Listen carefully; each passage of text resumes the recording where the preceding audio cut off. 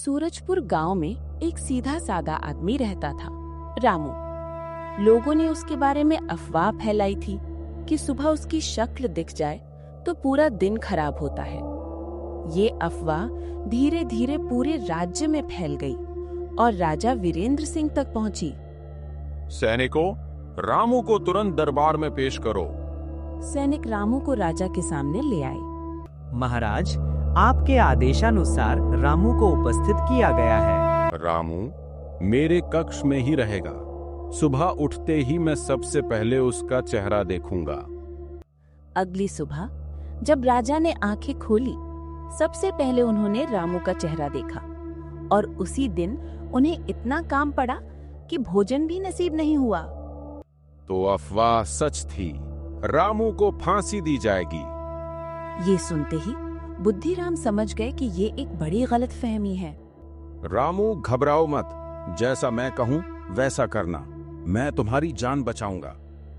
दूसरे दिन रामू को फांसी स्थल पर लाया गया।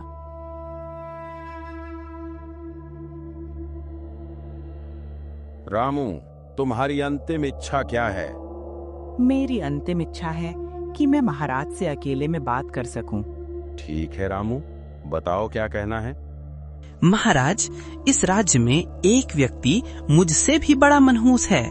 पहले उसे दंड मिलना चाहिए, फिर मुझे। कौन है वो? तुरंत नाम बताओ। महाराज, वो मनहूस व्यक्ति आप हैं। पूरा दरबार सन्न रह गया।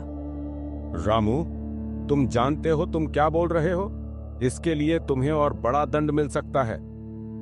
महाराज, मृत्यु दंड से बड़ा दंड क्या हो सकता है? वो तो मुझे पहले ही मिल चुका है।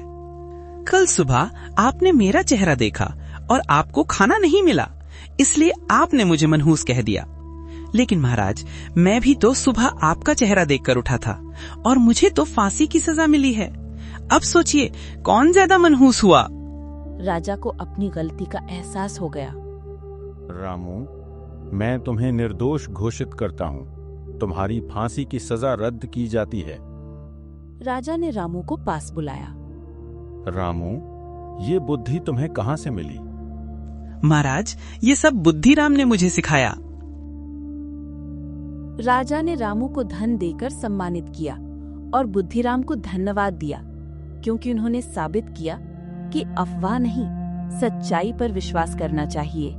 दोस्तों, अगर कहानी पसंद आई हो तो चैनल को सब्सक्राइब करके हमारी फैमिली का हिस्सा बने।